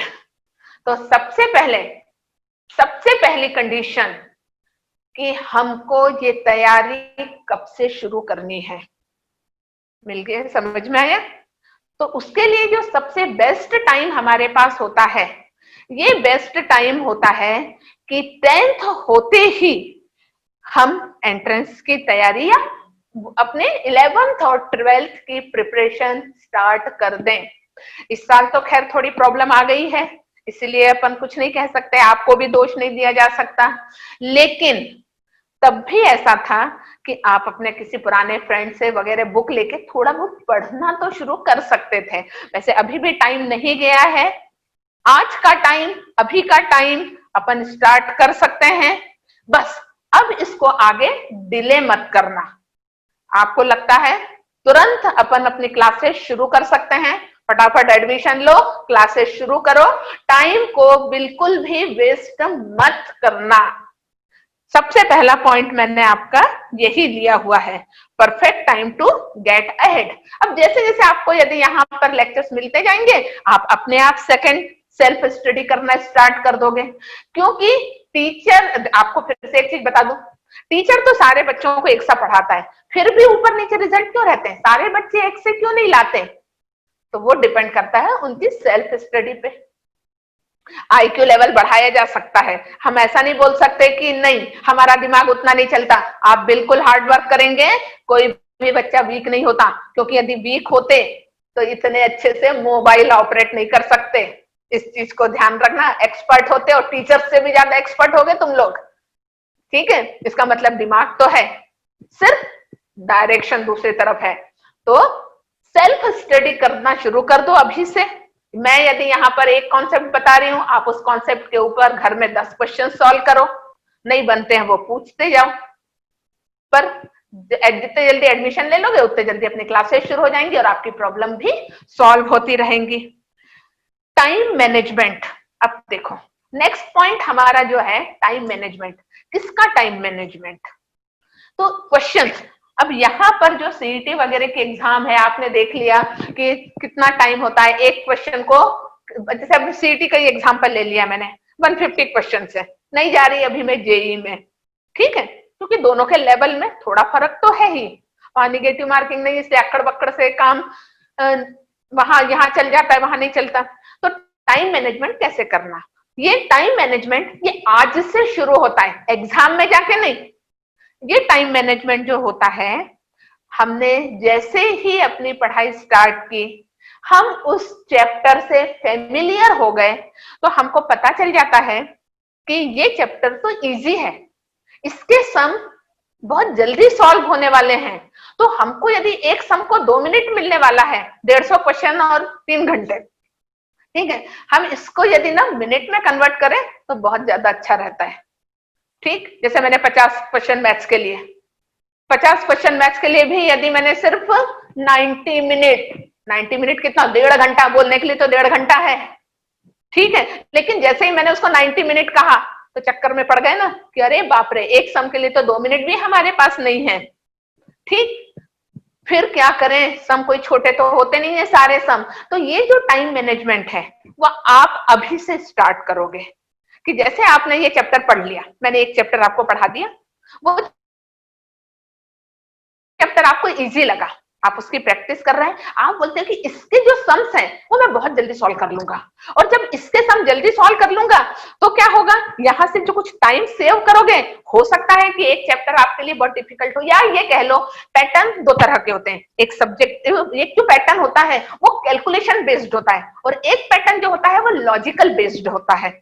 आपके जो फर्स्ट और सेकंड पेपर बने हुए हैं, बुक हैं, जो 2 बुक हैं, उसमें से देखना, पहला वाला जो पेपर है वो लॉजिक बेस्ड है, दिमाग लगाओ क्विक आंसर, और जो सेकंड पेपर है वो कैलकुलेशन बेस्ड है।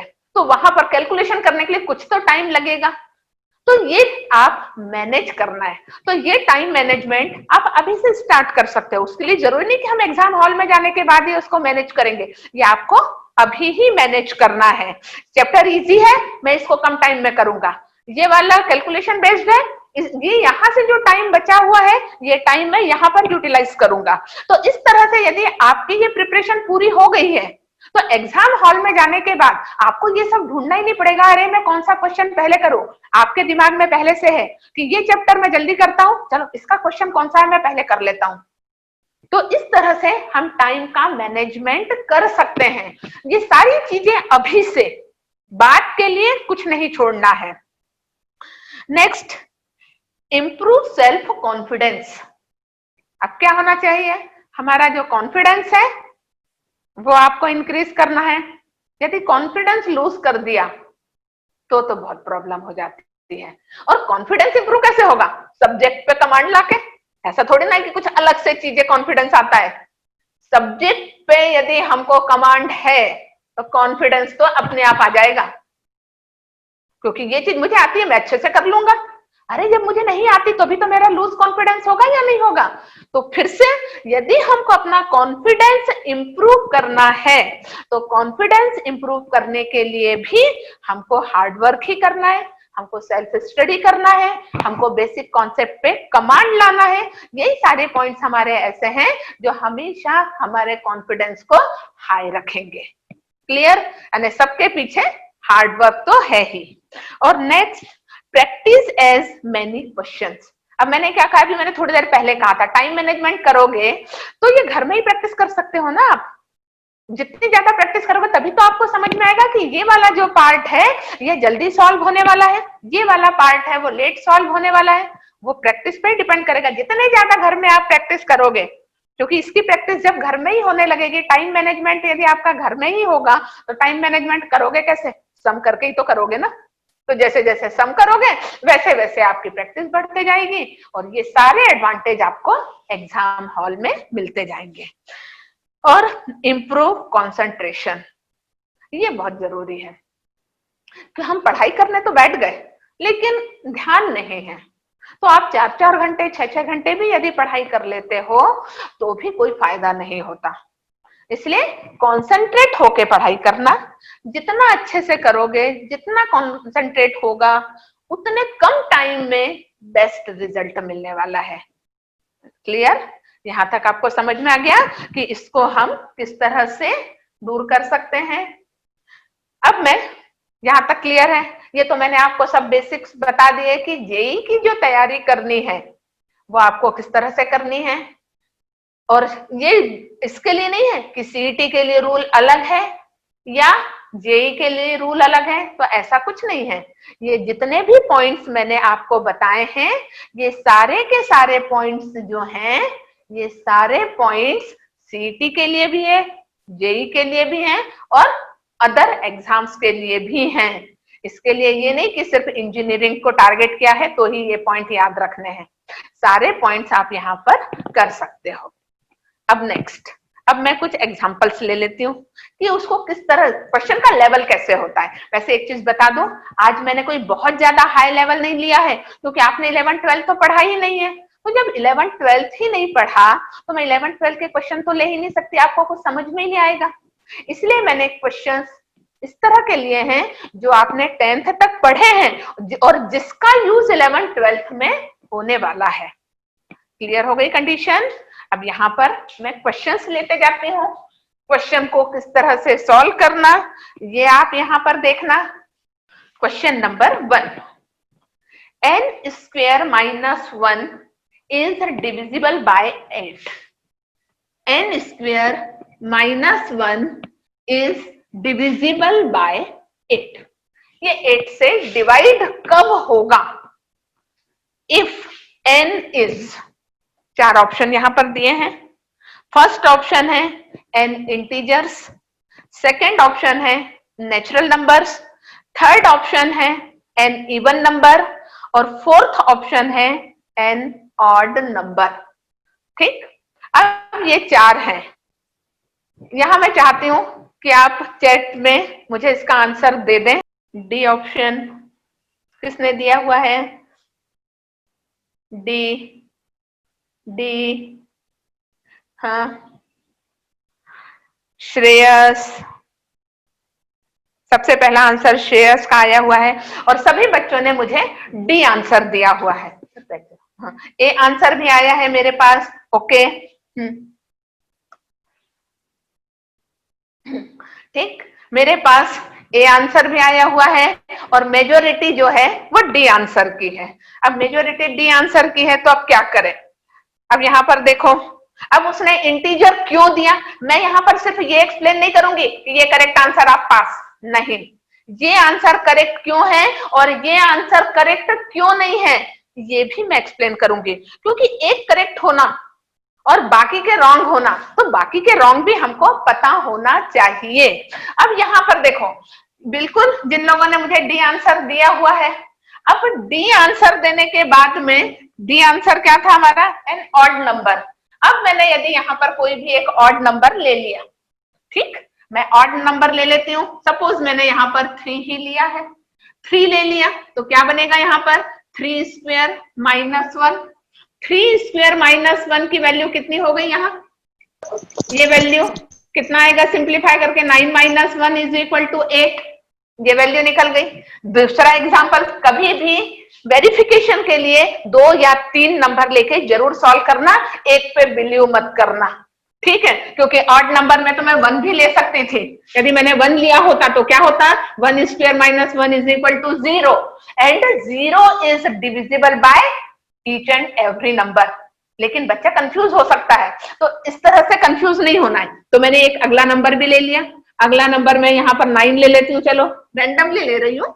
9 स्क्वायर माइनस 1 कितना है? 81 माइनस 1, 81 माइनस 1 यानी 80 and which is divisible bye 8। अब यहाँ पर देखो, ये ऑड नंबर तो करेक्ट हो गया, लेकिन उस एक ने मुझे यहाँ पर एन इंटीजर भी कहा हुआ है, तो एक चीज ध्यान रखना, अब ऑप्शन के ऊपर हम थोड़ा सा वर्क करते हैं। ऑप्शन के ऊपर वर्क करने के लिए अभी यहाँ पर यदि मैंने उसको ऑड इंटीजर और इवन इंटीजर कहा होता तो करेक्ट आंसर मिलना ऑड इंटीजर हो जाता, उस केस में ऑड नंबर नहीं होता, क्योंकि यदि मैंने n की वैल्यू 3 की जगह -3 भी ली होती तो क्या होता? यदि यहाँ पर इसकी वैल्यू मैंने -3 भी ली होती तो ऐसे केस में क्या हो सकता था कि ये भी 3 का स्क्वायर, क्योंकि निगेटिव नंबर और पॉजिटिव नंबर दोनों ही नंबर का स्क्वायर जो होता है ये हमेशा क्या होता है? पॉजिटिव होता है, और पॉजिटिव में से 1 माइनस करने पे वो नंबर 8 आया। तो अब इंटीजर आंसर हो सकता था, लेकिन यदि मैं उसको स्पेसिफाई कर देती कि वो ऑड इंटीजर है या वो इवन इंटीजर है। क्लियर हो गई कंडीशन? तो यहाँ पर ये अपना पहला क्वेश्चन सॉल्व हुआ, बहुत से बच्चों ने करेक्ट आंसर दिया। अब नेचुरल नंबर, अब नेचुरल नंबर भी सारे होते हैं लेकिन सिर्फ पॉजिटिव है, यहाँ पर एन इंटीजर है, इंटीजर को मैंने अलग अलग नहीं लिखा था, अदरवाइज यदि यहाँ पर odd integer, even integer, odd number इस तरह से यदि लिखा जाता तो थोड़ा सा हमको और ज्यादा सोचना पड़ता। ठीक, छोटा सा क्वेश्चन था, ज्यादा डिफिकल्ट भी नहीं था। मैंने कहा है कि मैंने अभी बिल्कुल 11-12 के क्वेश्चंस नहीं लिए हैं, मैंने वही क्वेश्चंस लिए हैं जो आप कर सकते थे। नेक्स्ट देखो, question number 2, the sum integer m odd integer is out of them। चलो बताओ इसका आंसर मुझे। बी, डी, डी, सबके नाम आते जा रहे हैं, 3 आंसर आए हैं, डी, बी, ओके। चलो, ज्यादातर जो आंसर मुझे मिले हैं वो डी और बी में मिले हैं, तो हमेशा एक चीज याद रखना कि एमसीक्यू में हम हमेशा 50% पे ही लटकते हैं, हम हमेशा 50% के ऊपर ही लटकते हैं, 2 आंसर तो रिजेक्ट हो जाते हैं। तो अब हमारे पास यहाँ पर 2 आंसर्स हैं, एक आंसर बी ऑप्शन लिखा हुआ है, m+1 और दूसरा आंसर लिखा हुआ है 2m+1। ओके, लेकिन आंसर इन दोनों में से एक ही करेक्ट होगा। अब अपन देखते हैं कि इसका करेक्ट आंसर कौन सा है। ठीक, मैं टिक कर दे रही हूं, फिर आप लोग यस यस करके नाम लिख देना जिसका करेक्ट था। ओके, या हाथ ऊपर कर देना। ये 2m+1, yes Shrikant, yes 3 yes, 2 yes, yes Jayesh, ओबी yes, Bhavna yes, Tanishka yes, good. अब मैं इसको एक्सप्लेन कर देती हूं क्योंकि कुछ लोगों ने इसका आंसर बी भी दिया हुआ था। अब सुनो क्यों, ध्यान देना। यहां पर मैंने m लिखा है और मैंने क्वेश्चन क्या पूछा है, सम इंटीजर m। अब इंटीजर यानी कौन से, कोई भी नंबर, ठीक है ना। इंटीजर्स यानी कौन से नंबर हो गए, वन परफेक्ट नंबर, पूरे अपॉन वाले नहीं। हाँ, 1 2 3 4 5 6। अब मैंने क्या पूछा है कि m की वैल्यू क्या होगी कि ये ऑड नंबर बनना चाहिए।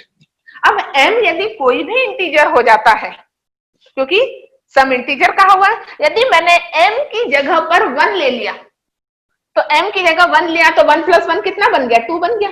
1+1 = 2 and which is even number, ये इवन नंबर बन गया। हुआ या नहीं हुआ। तो जो आप एक चीज आज के बाद हमेशा याद रखना, इवन नंबर का नोटेशन जो होता है ये 2m या 2x, जो कुछ भी सिंबल लेना है ले सकते हो, 2m, ठीक है। Any integer multiplied by 2 is an even number.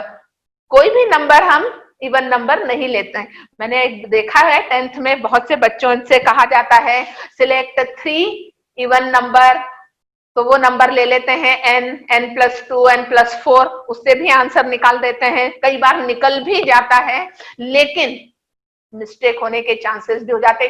Suppose n का आंसर 1 आ गया तो क्या वो इवन नंबर था, नहीं था। तो कभी भी इवन नंबर को यदि रिप्रेजेंट करना है तो इवन नंबर रिप्रेजेंट करने के लिए हमेशा 2m सिंबल यूज किया जाता है, any number which is multiplied by 2, ठीक है। अब इस इवन नंबर में से यदि हमने -1 कर दिया या हमने इस इवन नंबर में +1 कर दिया तो दोनों ही केस में हमको ऑड नंबर मिलते हैं। सपोज मैंने कोई एक एग्जांपल ले लिया 8 में से -1 किया तो भी मुझे 7 मिल गया, जो ऑड नंबर है। मैंने उसमें +1 किया तो भी मुझे उसका आंसर मिल गया। क्लियर हुआ। तो अब मैंने इसके दोनों ऑप्शन नहीं दिए थे, एक ही ऑप्शन लिखा हुआ है। ये होता तो आप इसको टिक कर देते, ये दिया है तो इसको टिक कर देते हैं। इसलिए करेक्ट आंसर कौन सा हो गया हमारा यहाँ पर, 2m+1। तो कभी भी ऑड नंबर का जो रिप्रेजेंटेशन होता है ये 2m+1 होता है। शाबाश, वेरी गुड बेटा। Next question number 4। Question number 4. If cos x plus y is equal to 0, then what is the value of sin x plus y? चलो आंसर दो। A, B, अभी तक दो ही आंसर आए हैं मेरे पास। B, B, B, B। Okay, ज्यादातर लोगों का आंसर बी आ रहा है, केवल कुछ बच्चों का आंसर ही ए आया हुआ है। चलिए हाथ ऊपर कर दो जिसने बी आंसर दिया है, क्योंकि B answer is correct. B answer correct, good good, शाबाश, वेरी गुड बेटा। चलो अब मैं समझा देती हूँ। बिल्कुल सिंपल सा क्वेश्चन था, आपने ऐसा पैटर्न पढ़ा नहीं तो क्या हुआ, वो तो सिर्फ क्वेश्चन ट्विस्ट करके दिए हैं। क्वेश्चन का लेवल बहुत हाई नहीं दिया है, ये मैं बार बार बोल रही हूँ, क्योंकि अभी सिर्फ आप 10th पास होके आए हो। आगे आगे तो अपने को पहाड़ लड़ना है, अच्छे अच्छे पहाड़ों पे चढ़ना है। क्लियर। तो यहाँ देखो अब ये आंसर कैसे निकला। ओरल क्वेश्चंस होते हैं, यानी विद इन सेकंड आंसर निकलते हैं, सिर्फ लॉजिक यूज करना होता है, कोई कैलकुलेशन नहीं, कुछ नहीं। यहाँ पर cos x plus y is equal to 0 है। अब हमको sin x प्लस वाई चाहिए। अब cos x प्लस वाई 0 को हम क्या लिख सकते हैं, cos x प्लस वाई। अब cos की वैल्यू 0 कितने डिग्री पे है, पहले तो हम वो पता कर लेते हैं। तो यहाँ पर 0 की जगह मैं cos 90 भी तो लिख सकती हूँ, लिख सकती हूँ या नहीं, क्योंकि cos 90 कितना होता है, 0 होता है। अब यहाँ cos 90 0 है, तो cos x प्लस वाई में x प्लस वाई की वैल्यू कितनी हो गई, 90 हो गई, हो गई 90। हमको x प्लस वाई की वैल्यू मिल गई। ये x प्लस वाई की वैल्यू में मुझे कहाँ सब्स्टिट्यूट करना पड़ेगा, इस जगह पर। कितना आएगा यहाँ पर, sin 90, और sin 90 की वैल्यू कितनी होती है, 1। So correct answer is 1, option is B. Very good, शाबाश, बहुत से स्टूडेंट का आंसर करेक्ट था। चलो नेक्स्ट क्वेश्चन, क्वेश्चन नंबर 5, शुरू हो जाओ आंसर देना।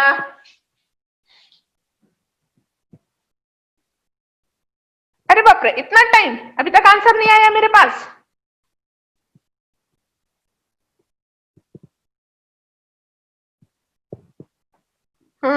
सी कौन है, श्रेयस। श्रेयस के मुझे तीनों क्वेश्चंस में आंसर्स मिले हैं, अभी तक सारे क्वेश्चंस में आंसर मिले हैं श्रेयस से।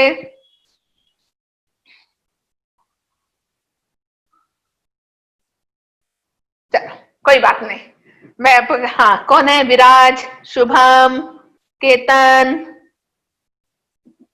जयदित्य, तनिष्का। तनिष्का का आंसर भी सी, ज्यादातर लोगों के आंसर सी है। चलो बाकी लोग अपन देखते हैं, बाकी ध्यान दो। भावना, यही बच्चे रिपीट हो रहे हैं बार बार। श्रीकांत, चलो बाकी लोग समझ लो सी आंसर करेक्ट क्यों है। बिल्कुल, मेथड कौन सी रखनी है, फिगर। मैथ्स में जितना जल्दी आप फिगर बना सकते हैं उतना अच्छा। देख लो मैंने क्या किया, कितने शॉर्ट में आंसर निकालना है, क्योंकि मैं शॉर्ट ट्रिक्स ही बताने वाली हूँ आपको। ये हो गया। कौन से 3 पॉइंट हैं, द एरिया ऑफ ट्रायंगल। अरे मुझे ट्रायंगल ही नहीं मालूम तो मैं एरिया किसका निकालूंगी, कम से कम मैं ट्रायंगल तो बना लूं पहले। चलो मैं ट्रायंगल बनाती हूँ। ट्रायंगल बना लिया, पहला कोऑर्डिनेट दिया है उसका 30। 30 कहां पर आएगा, यहाँ कहीं पर आ जाएगा। मैं बहुत डिटेल में बनाने की जरूरत नहीं होती, साफ बात है, क्योंकि हमको शॉर्ट चाहिए।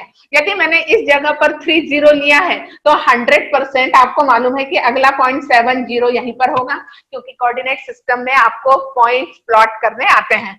मैंने ए पॉइंट ये ले लिया, बी पॉइंट यहां पर ले लिया, जरूरी नहीं है एबीसीडी लिखो भी, ठीक है। तीसरा पॉइंट है 8 एंड 4।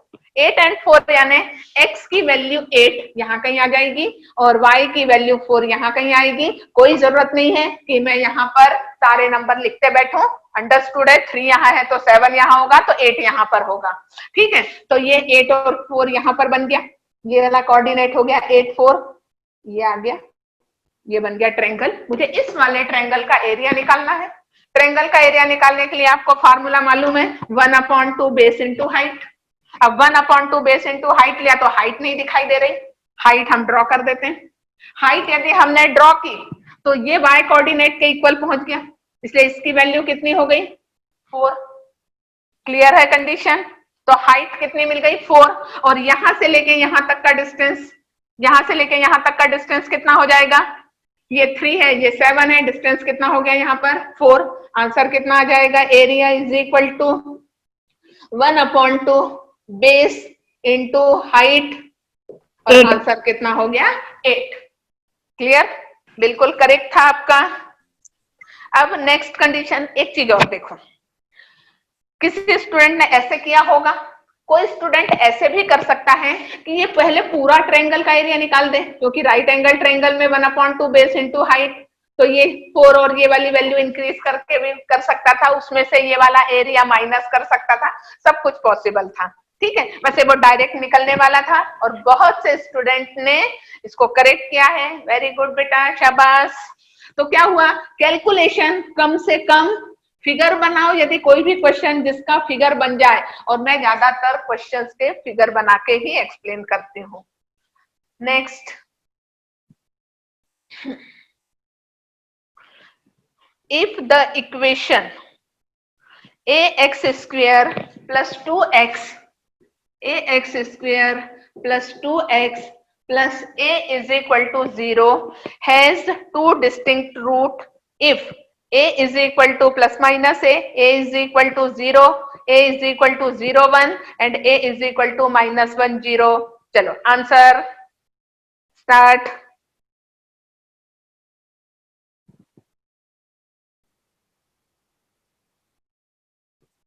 वेट कर रही हूँ, टाइम दिया 2 मिनट करने के लिए।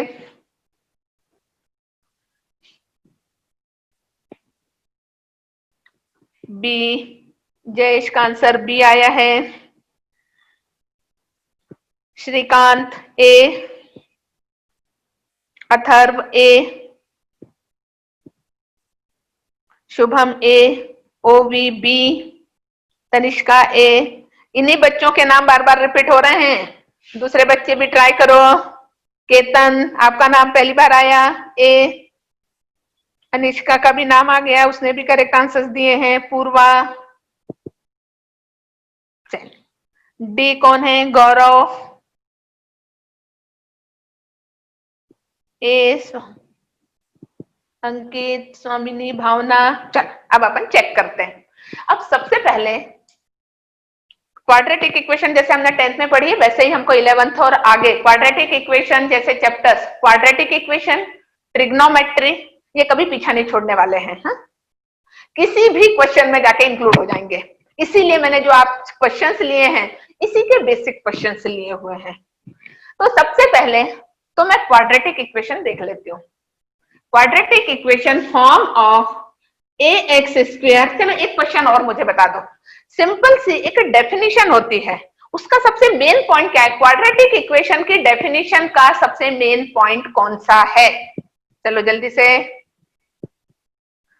किसी भी quadratic equation a x plus b x plus c is equal to 0, इसका सबसे मेन पॉइंट, यदि किसी ने आपसे पूछा व्हाट इज क्वाड्रेटिक इक्वेशन तो आप उसको कैसे डिफाइन करोगे? बस मेन पॉइंट लिख देना, power 2। Next,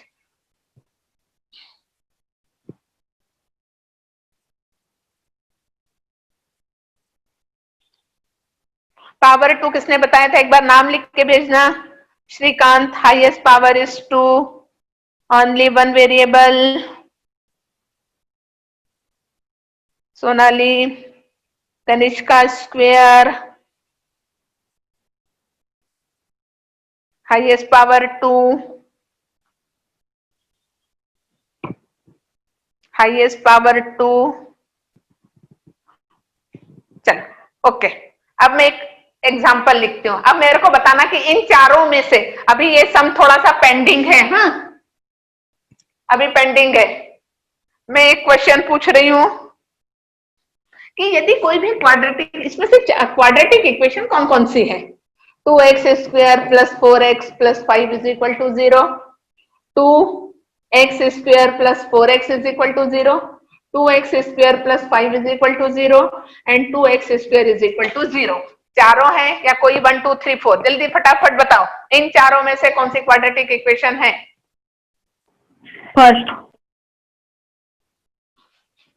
first A, first A, 1 2 3 4, 4 1 2 3 A, all,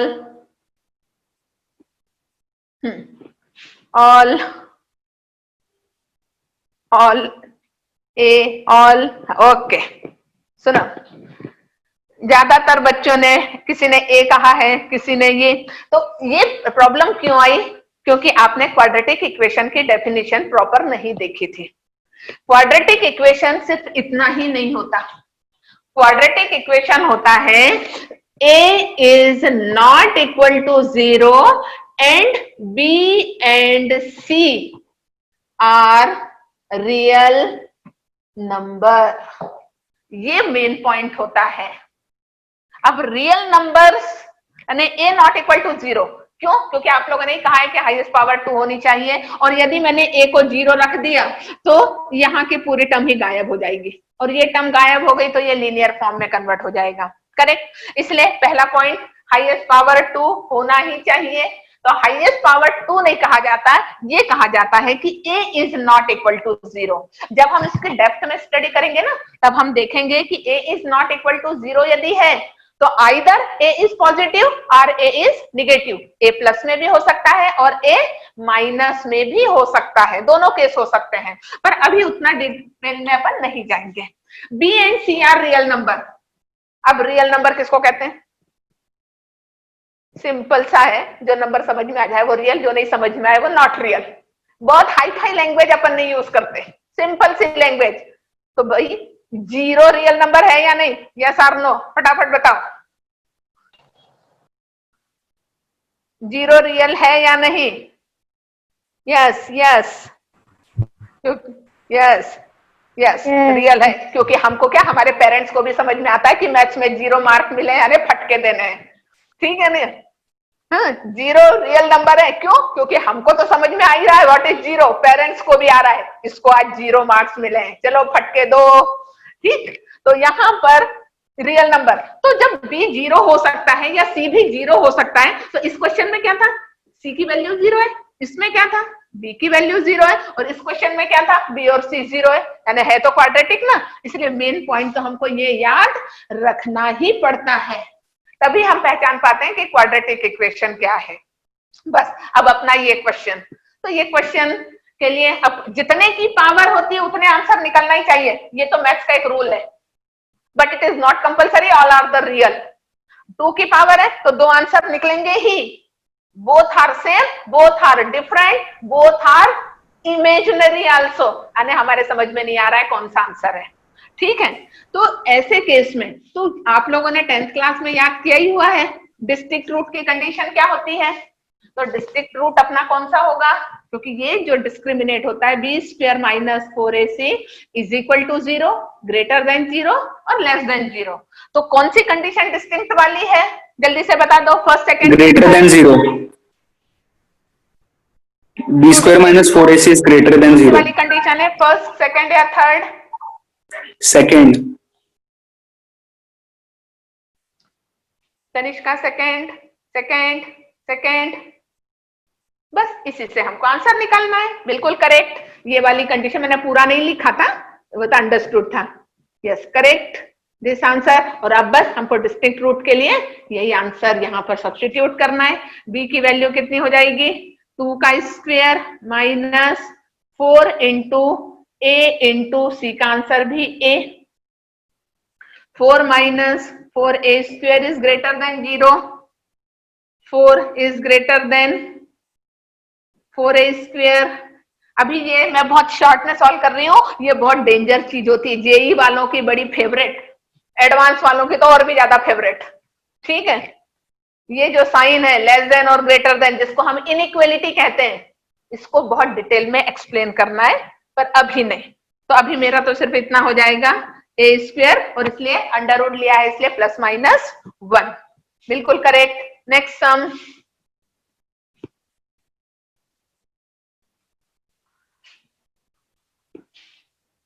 next का आंसर क्या आया है? एक आंसर आया है 0, एक स्टूडेंट ने बताया विराज 0, बी ए 1, बी ए ए